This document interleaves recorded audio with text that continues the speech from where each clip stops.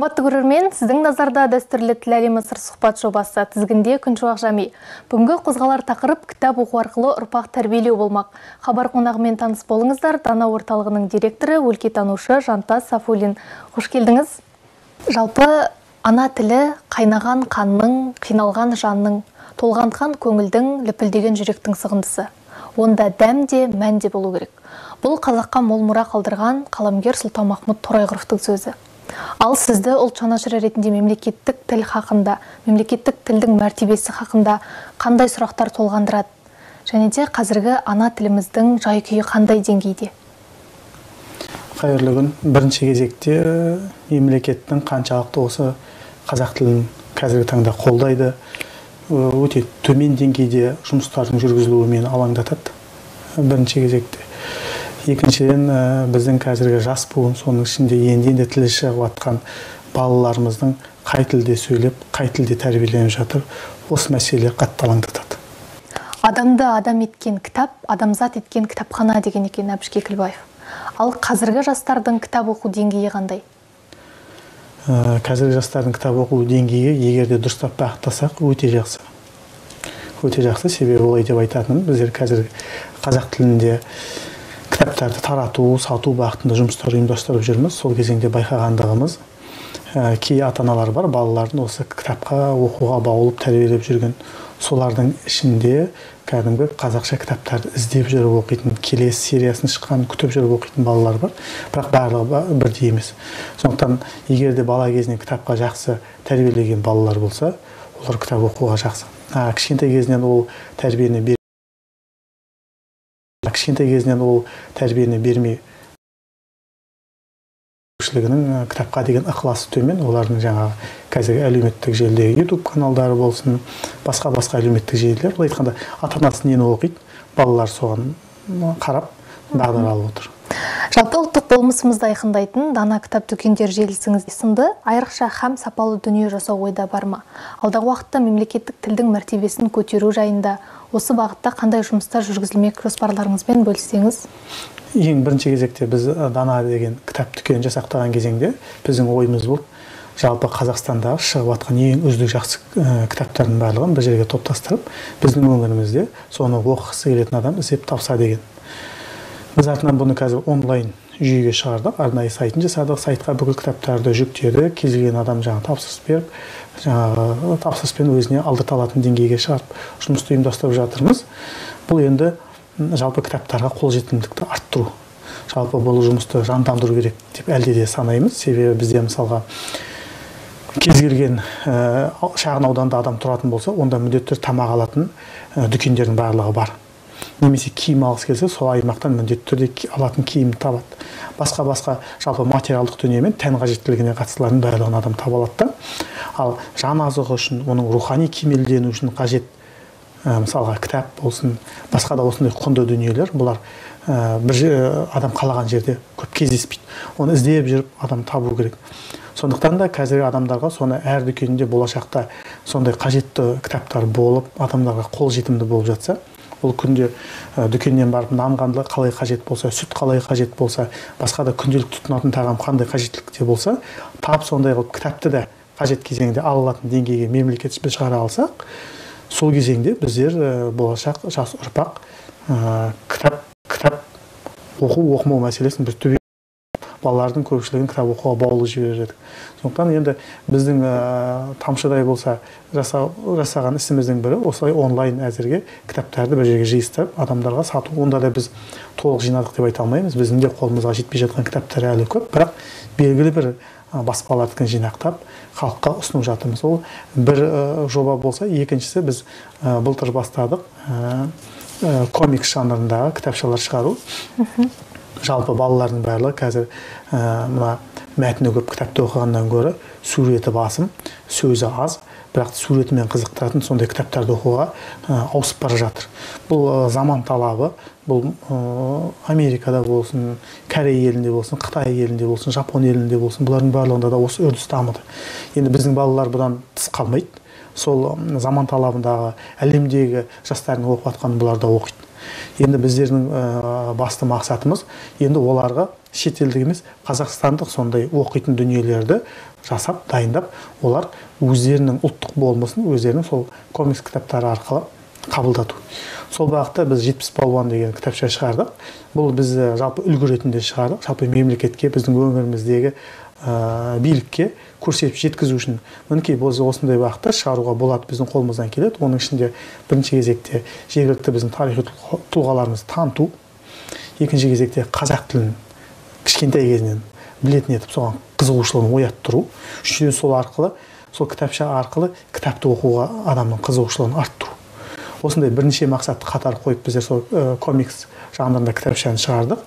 Балалар, оқыған балалар шын мәнінде қызығушылық танытып, соны танысқаннан кейін біз де 70 сияқты палуан боламыз, біз де палуан болып халыққа пайдалы іс жасаймыз деген сөздерін айтып жатыр.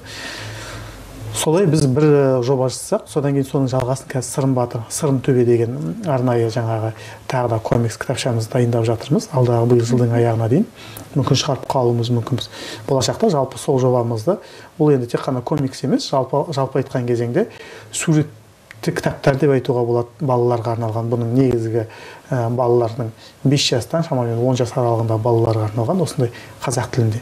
Енді біз бұдан бөлек бұларды кішкене қозғалыс жасап, бұлардың мәтіндерінің барлығын, бұл айтқанда суреттері мен видео қозғалыстарын жасап, YouTube каналға салып, кез келген адам жаңағы оның мәтін аудиосын тыңдай алатын қылып, суреттерін көре алатын қылып, сондай қылып жасап жатырмыз. Бұл енді екінші жаңағы жасап жатқан жобаларымыз. Енді бұдан бөлек жалпы қазақ тілін, жалпы тілді емес, тілдің барлығы тарихпен өте тығыз байланысты. Сондықтан біздің ескілікті жалпы басқа әліпбилерде жазылған тарихымызға қатысты құжаттардың барлығын тауып, оның ішінде архив құжаттары бар, оның ішінде құлпытастары бар.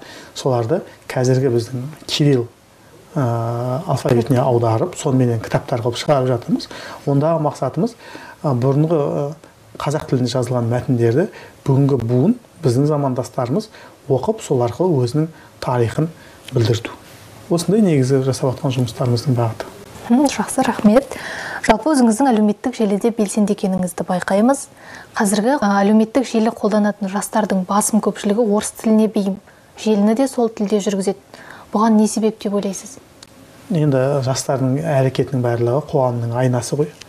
Жалпы алдыңғы буын қандай тәлім тәрбие берді, мемлекеттің өзінің ұстанымы, қарым-қатынасы қалай болды, олар соны жарқатып өзіне кейін қарай беріп тұр.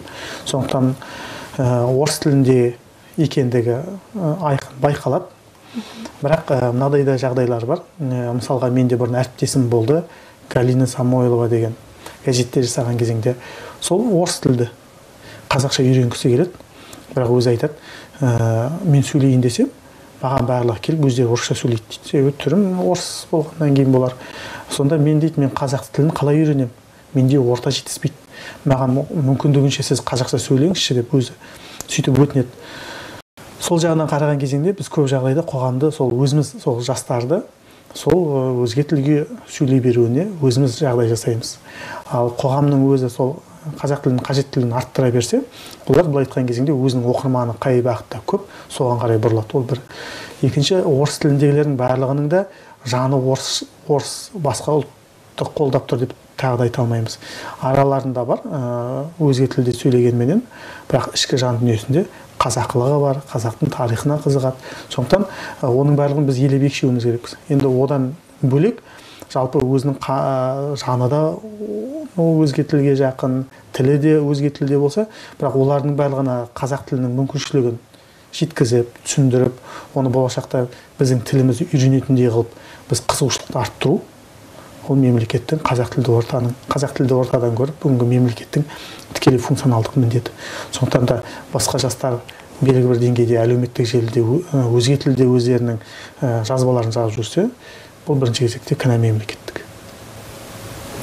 Алаш зиялысы Халел Досмұхамедұлы өз тілін біліп тұрып өзге тілде сөйлесе сүйініш, өз тілін білмей тұрып өзге тілде сөйлесе күйініш деген екен.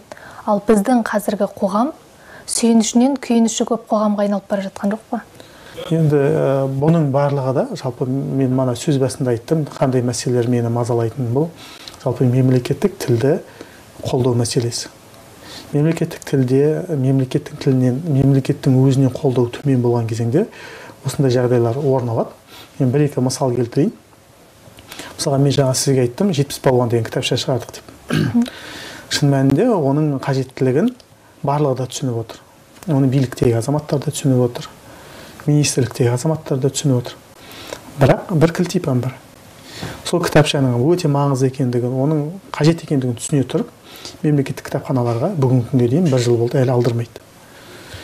Алмайды. Мысалы, біздің қалалық кітапхана ғана басшысы жеке өзім танитын болғаннан кейін алды, бірақ басқа кітапханалар әлі алған жоқ. Біз ондай шығарған, кітапты шығарған адамдар, кітапша ол кішкентай жұқа ғана балаларға арналған, біз оны ұсынамыз, айтамыз, жеткіземіз. Мемлекетте, мысалы, тек біздің Батыс Қазақстан облысының өзінде 400 кітапхана бар. Қаншама білім саласында кітапханалар бар. Бұлардың барлығы бұндай дүние шыққан кезеңде бірінші кезекте алдырып, мектептегі оқушылардың барлығына жеткізіп, осыны жылдам мәнін түсіндіру керек еді. Бірақ бұның бір тиын да ақша бөліп бұны алмайды. Бұның арты неге алып келеді? Бұның арты жаңағы сіз айтып отқан мәселелерге алып келеді. Күйінішке келеді. Бұның артында не мәселе тұрады? Мысалға, біз қазір әлемдегі түрлі соғыстарды көріп жатырмық. Бұл соғыстардың барлығының артында идеологиясының дұрыс жүргізе алмағандығын, тілін дұрыс қорғай алмағанының үлкен мәселелер жатыр. Жемқорлық жайлап кеткен кезеңде мемлекетінде өзінің тілін, тарихын дұрыс сауатты қорғай алмаған кезеңде бұның барлығы да күштінің соғыспенен күш көрсетуіне ғана алып келеді. Бізде де тап сондай жағдай. Біз бүгінгі таңда тілімізге қазір мысалға әртүрлі елде соғыс жағдайында миллиардтап ақша құйып, бірақ та мәселені шеше алмай жатқан кезеңде тіл мәселесін салмасақ, бізде де тап солай ықтималдығы болады. Сондықтан біз ел ретінде, мемлекет ретінде өзімізді сақтағымыз келетін болса, біз осы тілдік мәселеге бұл мемлекеттік стратегиялық маңызды деп қарап, және соған мемлекеттің қаражатын барынша салуымыз керек. Жаңағы жалпы тілдік мәселеде осылай мемлекеттің белгілі бағыттарды тұрақты жүйелі қолдамауы қапаландырады. Бірақ енді мүлдем тым жоқ деп те айтуға болмайды. Белгілі бір жерлерде былай қажетті деңгейде болмағанменен жасалып та жатқандар бар. Статистикаға көз жүгіртсек, әлемде 6500 тіл бар екен. Ал соның ішінде қолданушылар саны 10 миллионнан асатын 40 тіл бар. 40-тың қатарында қазақтың да тілі бар. Бұл біз үшін қуаныш. Дегенмен сол мінберден түсіп қалмас үшін біз қазір қандай әрекеттер жасауымыз керек? Бірінші кезекте бұл салаға қаржы бөлдіру керек. Мемлекет қаржы бөлу керек. Мысалға, соғыс жағдайында немесе қорғаныс министрлігіне жалпы қалай қаражат бөлінетін болса, біз тілдің қажеттілігін өтеу үшін, соған қажетті дүниелерді жасау үшін бірінші кезекте соған қаржы бөлуіміз керекпіз. Оның ішінде мен айтып отқандығым контент мықты, сапалы контенттерді күшейту үшін. Ол бірінші кезекте. Екінші кезекте мемлекеттік тілді қолдайтын заң қабылдану керек. Сол заңның шеңберінде оның қолдану аясы нақты бекітіліп, мемлекеттік деңгейдегі барлық айтқанда іс құжаттар біртіндеп болашақта қазақ тіліне аударылу керек. Бірақ та оның барлығын біз бала кезінен халықтың бәріне қазақ тілін үйретіп барып, соған ауыспасақ, бұның барлығы да қиыншылықпен өте келеді. Сондықтан біз төменгі жақтан қазақ тілін білдіріп, екінші жағынан заңменен бүкіл біздің контенттің бәрін қазақшаға аударғаннан кейін заңды да барлығын қазақшалап, адамдардың бүкіл байланысы, тіпті іс қағаздары, шарттарды жасау, соның барлығын қазақшаға аудартуды заңмен қорғауымыз керекпіз. Осылардың барлығын жүйелі шеше алсақ, жолға қойып, сонда біз жалпы келесі ұрпаққа, келесі буынға, бізден кейінгі тілді сақтау жөнінде әңгіме айта аламыз. Біз айта аламыз, біздің тіліміз бай, біздің тіліміз осындай деп айта аламыз. Себебі дейміз, мінекей біздің тарихымыз, біздің ертегілеріміз, келген жыр эпостарымыздың барлығын біз цифрландырдық, қазақша сөйлеп тұр. Қазақша аудиосы бар, қазақша видеосы бар, немесе ертегілеріміз бар. Тағы қазақты ұлттық болмысын сақтау арқылы жақсы тәлім тәрбие беретін дүниенің барлығы мінекей қазақ тілінде деп біз айта аламыз да, ол цифрланғаннан кейін ол жойылмайды. Екінші, келесі ұрпақ сол сақталған нұсқасын алып, сонымен тәлім алып, ол да әрі қарай сол тілді сақтай алады. Сондықтан біз тілімізге қатысты қажетті дүниелердің барлығын жаңа технологияларды пайдаланып, балаларға соған игеретін мүмкіншілік жасап, екінші, соны сақтап тастауымыз керек. Сонда сақтаған кезеңде ол жаңағы айтқан, сіз айтып отқан 40 болсын, одан да үздіктердің қатарына қосылып кету мүмкіншілігі бар. Себебі мына түркі елдерінің барлығын біріктіретін бұлар тілі. Ол мысалға біз татарлар болсын, башқұрттар болсын, басқа да осы ноғайлар, басқалардың барлығында да осы біздің тілімізбен өте ұқсас. Заманында көпшілік жаңағы дыбыстарды әдейі бір-біріне түсініксіз болсын деп отарлау кезеңде өзгертіп жіберген. Соның кесірінен біздер кейбір сөздерімізді түсіне алмай қаламыз. Бірақ жалпы алған кезеңде біздің қырғызбен болсын, көп елдермен біздің түркі елдерінің көпшілігімен тілдеріміз ұқсас. Егер тілімізді әрі қарай дамытсақ, біз жалпы түркі әлеміндегі ортақ тілге айналып кете аламыз да, сонда жаңағы сіз айтып отқан 40-тан да жоғарыға шыға аламыз. Бірақ ол 40-тан да одан да жаңағы 30 тіл, 20 тілдің қатарына енуіміз үшін біз қазірден бастап тілімізді жаңағы қорғаныс министрлігі қалай біздің шекарамызды қорғайтын болып жатса, біз де өзіміздің тілдік қорымызды солай қорғауымыз керек. Соған сәйкесінше қаражат бөліп, арнайы жүйелі бағдарламалар дайындап, соны қолдап жұмыстануымыз керекпіз. Жаңа іс-қағаздарды қазақшаландыру деп айтып жатсыз ғой. Енді көбіне мемлекеттік мекемелерде қазақша қызметтен қашатындар көп. Қазақша қызметтен олар неліктен бас тартады деп ойлайсыз? Енді біздің мемлекеттік саясатта әртүрлі кезеңдер болды. Осыдан 10 жыл бұрын, 8 жыл бұрын бізде барлық іс-қағаздардың қазақшаға ауысуы байқалды. Барлық жерде қазақ тілінде жаңағы хаттарға қазақша жауап беріңіздер деп, мен өзім мемлекеттік қызметтің саласында қызмет еткеннен кейін өзіміз тәжірибеде көрдік, солай болды. Бірақ соңғы 4-5 жылдың ішінде ме, 5-6 жылдың ішінде ме, осының барлығын біз кері кеткендей қазір мен сезінем. Себебі көпшілік жағдайда қазір жоғарыдағы биліктегі адамдар орыс тілді болып кетті ме, қағаздардың барлығын қазақшамен қатар орысша сұрауды әдетке айналдырып жатыр. Соның кесірінен қазақ тілділер бірінші қазақша жасайды, одан кейін оны орысшаға аударады, оны қайтадан салады, қайтадан жібереді. Енді ол жаппай бүкіл салада деп айта алмаймын. Ол белгілі бір министрліктерде, белгілі бір әкімшіліктердегі белгілі бір бағыттар бойынша сол қатты байқалып тұр. Енді бұл өзім ойлаймын, жекелеген қызметке келген адамдардың былай айтқанда қызметтегі өзіне қай тіл ыңғайлы соған байланысты болар. Сосын енді бір кезеңде тілді қорғау, қолдау бір өте жақсы жүйелі жолға қойып келе жатыр. Біз 2 қадам алға жүріп, сол қазір 3 қадам артқа кетіп қалғандай бір өзімде солай қабылданады. Соған қараған кезеңде бізде биліктегі адамдардың белгілі бір бөлшегінің орыстану процесі, орыс тілін қолдау процесі қазір күшейіп кетті ме деген ойдамын. Болашақта да жаңағы қазақы, ұлтшыл, алашшыл жастарды қызметке әкеліп қойса, олар қайтадан жаңағы бұдан да қазіргіден гөрі жақсырақ сапалы қазақыландырады деп өзім үміттенемін. Жалпы өзіңіздің отбасыңызда, жүрген ортаңызда осы ана тілінің аясын кеңейту жайында сөздер қозғалатын болар. Ал қалай қабылдайды оны халық? Жалпы халық біздің айналамыздағы ортада бұны жақсы өте қабылдайды, тілдің қажеттілігін түсінеді. Себебі біз өзіміз қазақ тілді ортаның адамымыз. Сондықтан біздің айналамыздағы адамдар біздің тарихымызды да қатты жақсы көреді. Мен байқаймын, бұрын баспасөз саласында қызмет еткен кезеңде газетке тарихымызға қатысты материал салса, сол ең өтімді. Себебі мемлекеттік ақпарат құралдары болғаннан кейін көпшілік жағдайда мемлекеттік атқарып жатқан жұмыстардың барлығын жақсы жағынан береді де, халықтың көңілі үшін бір жаңағы проблема мәселелер көтерілсе, тағы сол сияқты бір жаңағы атыс шабыс деген сияқтыларға қызығады да, былай тұшымды терең әңгімелерді көп оқымайды, аттап кетеді. Бірақ тарих тақырыбына келген кезінде өте қатты қызығады. Бұл тарих деген, тарихтың ішінде өзіміздің қазақтың тілі де жатыр ғой. Сондықтан біздің орта, қазақ тілді орта, бұл қазақ тілінің қажеттілігін барлығы түсініп, ұмтылып жақсы болып тұр. Олар қажеттілігін түсініп тұр, бірақ мынадай бір мәселе бар. Мен мана сөз арасында айттым, әлеуметтік желінің, соның ішінде YouTube каналдарының орысшаланып кетуі. Мысалы, жаңа аналардың барлығы үлкен белгілі бір проблемаға, жаһандану кезеңінде үлкен проблемаға тіреліп қалды да, аналарға ешкім көмектеспейді, әркім өзінің қолынан келген жасап жатыр. Ол жаңағы балаларына, мысалы, үйінде телефонды берсе, сапалы контент көрсету. Сол жоқ. Сол жағынан келген кезеңде қазіргі біздің араласатын ортамыздағы қай-қайсымен де сөйлесек те осы мәселе бар. Бұлардың арасындағы мәселе телефонын ашып берсек те, телевизорды қоссақ та, дені орыс тілінде контент. Бала қазақша мен орысшаны екеуі қатар қойып қойса, орысша контентті жақсы қарайды. Себебі онда жалпы берілуі, анимацияның сапасының күштілігі сол әсер етеді.